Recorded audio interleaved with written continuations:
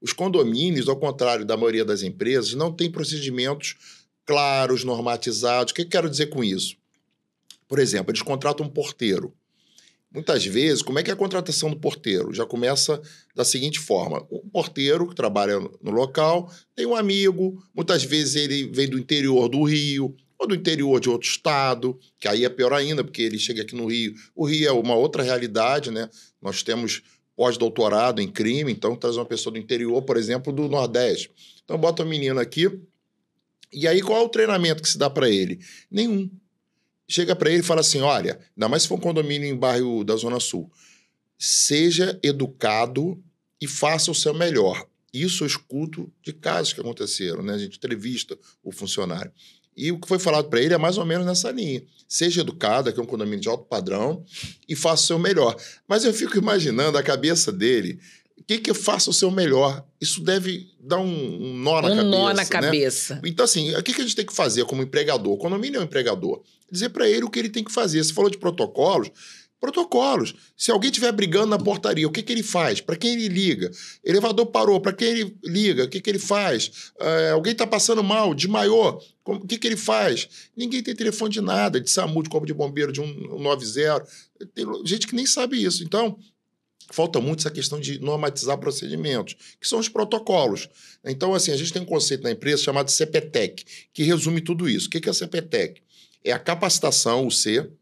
A capacitação, volta a dizer, de todos, funcionário e moradores, né? Aí vou chegar lá na tua última pergunta. Procedimentos, o P, né? E o TEC é uma outra coisa que você falou também, que é muito interessante e a gente aborda muito isso. A tecnologia. Mas a tecnologia hoje não é tão cara. A tecnologia adequada à realidade do condomínio, não uma receita de bolo, adequada. E a tecnologia para facilitar a vida do humano. A tecnologia ela veio, de uma certa maneira, ela pode tirar um posto de trabalho ou outro, mas ela não veio, pelo menos eu não sou favorável a isso, para dizimar o trabalho do humano. Ela veio ao contrário, para somar. Né? Você chega no condomínio e está o porteiro. Ele atende o interfone da rua, atende o interfone do morador, tem um morador que encosta do lado dele, aquele que mora sozinho, né? Fica um pouco solitário, encosta para conversar. Aí o condomínio, que é o empregador, ainda bota uma televisão para ele assistir. Então, é tanta coisa para distrair o porteiro que acaba passando, sim, esse jovem que a gente estava falando aqui, que não tem muito o aspecto, né? Que ele fica esperando chegar do bandido, do assaltante, com um gorro preto e tal.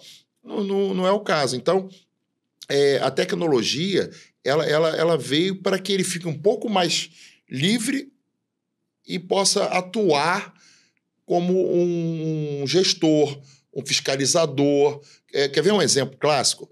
A gente chega no condomínio e quando a gente vai para a guarita, a gente pede, deixa eu ver o monitor. O normal das guaritas, tudo é velho, né? Tudo é antigo. Então, assim, o monitor é muito antigo, azulados, esverdeados. Às vezes era até de um morador que comprou um novo e doou, né, para a portaria. Por falta de conhecimento, coloca um monte de câmeras sem necessidade ali. Né? Câmeras são importantes, mas no monitoramento, eu já tive central, então tem um estudo que diz, né, que tem que ser um monitor grande, com frame grande, para que ele possa, durante algumas horas também, depois se perde.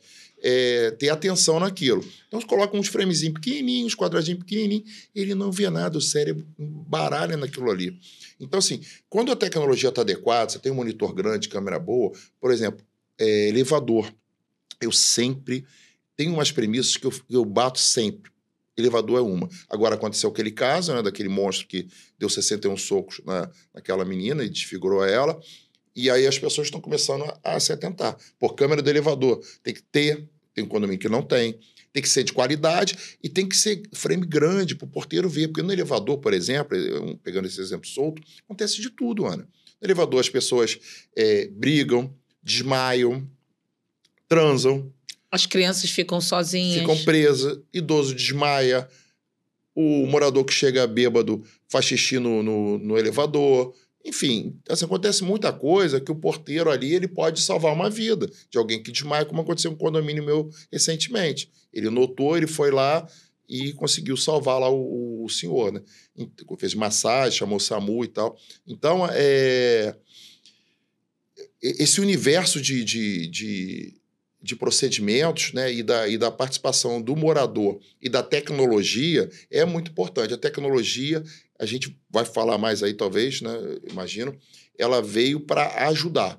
Mas aí o morador tem que ajudar, porque se você leva para a Assembleia, eu já fui também síndico, né, sou subsíndico, você leva para a Assembleia, aí fala, não, aquelas câmeras estão ótimas, câmera analógica, não dá para ver mais nada à noite, ele não vê nada. Aí, vamos votar, vamos melhorar o parque? Não, tá ótimo, deixa, tá bom. Entendeu? Então... o mundo condominial, né, ele tem essas dificuldades. A gente tem que ser muito bom vendedor para poder vender uma consultoria de segurança. Porque as pessoas acham que a câmera vai inibir. Não inibe. A câmera sozinha, ela não inibe. O porteiro que toma conta de um monte de coisas é o portão que, às vezes, ainda é de dedo para apertar um botão para ele abrir. Ele não tem nenhuma automatização. Aí você vem para a portaria. Tem sempre aquela senhora que mora ali há 30 anos, que é sozinha, que desce, que quer bater um papinho. E aí, muitas das vezes, o próprio porteiro não tem aquele treinamento para dizer não, sutilmente, porque ali é o ambiente de trabalho dele, ali não é um local para ele ficar conversando, porque essa conversa pode fazer com que aconteça algum acidente ou deixar sensível a entrada ou a saída desse condomínio, porque vai tirar a atenção dele. E aí, as pessoas não conseguem, muitas das vezes, saber o valor de se ter uma consultoria para entender e levar realmente para a Assembleia o que precisa ser feito para tornar aquele condomínio mais seguro. Porque as pessoas pensam muito e colocam muito a culpa no poder público. O poder público tem responsabilidade? Sim. Tem o canal para se falar com o poder público? Sim. Mas do portão para dentro, o condomínio é da responsabilidade de você, síndico e síndica. Então, o que você pode fazer? Exatamente. Contratar uma consultoria para fazer um estudo, para ver quais são os pontos sensíveis, para você ver se tem que colocar mais treinamento, se tem que colocar mais tecnologia, se tem que mudar alguma coisa. Por exemplo, teve um condomínio com 205 casas que queria colocar cerca elétrica. Gente, imagina o custo para se colocar cerca elétrica num terreno com 205 casas. Nunca ia conseguir aprovar em assembleia. Então, assim, o olhar técnico é diferente, não é, João? O perímetro devia ser muito grande. Eu tive um condomínio de casas em Niterói, eram 90, mas ele tinha 1.600 metros de perímetro. 90. Aí você imagina 250. Quanto que não tinha? Pois é. Esse custo é muito alto, né? Eu acho que você trazer uma pessoa técnica, porque qual o diferencial do projeto Chá das Síndicas? O projeto do Chá das Síndicas poderia lançar-se no mercado que queria patrocinadores, etc e tal, mas não. A gente procura um especialista de cada empresa, uma empresa que venha trazer o diferencial para poder trazer para esse novo gestor, essa geração de gestores e gestoras profissionais ou moradores que tem aquele compromisso realmente com o condomínio. Porque você cuidar da segurança do condomínio, você também está valorizando o seu imóvel. Porque as pessoas vão morar em condomínio por conta da segurança. É o primeiro. É verdade. É por conta da segurança. Quando você vê que não tem segurança no seu condomínio, ele começa a ser desvalorizado. Porque a partir do momento que acontece qualquer coisa, o pessoal já comenta daquele condomínio, né, João? Fica verdade. Manchado para sempre. Fica. A gente tem algumas palestras e eventos, né? Você participa também. Tem uma que nós fazemos que tem um assunto no meio da palestra que são as sequelas do pós-evento condomínio, né? Eu sei bem isso, eu fui negociador de sequestro, tudo bem que era um crime de maior potencial, mas tem pessoas que reagem no pós-evento, né, quando você entra no seu apartamento, na sua residência, da mesma forma que tinha na época de alguém que foi sequestrado, por exemplo. Porque, assim, cada um responde de um jeito, né? Se você for assaltar lá na rua, você pode depois... Tem gente que chora, tem gente que... como se nada tivesse acontecido, tem gente que fica com raiva. Então, assim, o ser humano, cada um responde de uma maneira.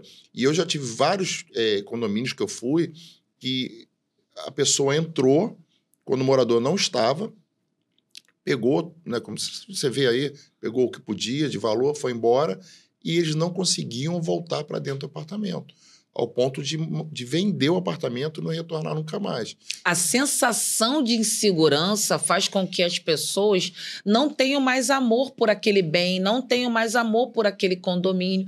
E o condomínio ele pode ser lindo e maravilhoso, ele fica com aquela mancha para sempre, né? Porque o teu apartamento, você fechou a porta, é seu refúgio.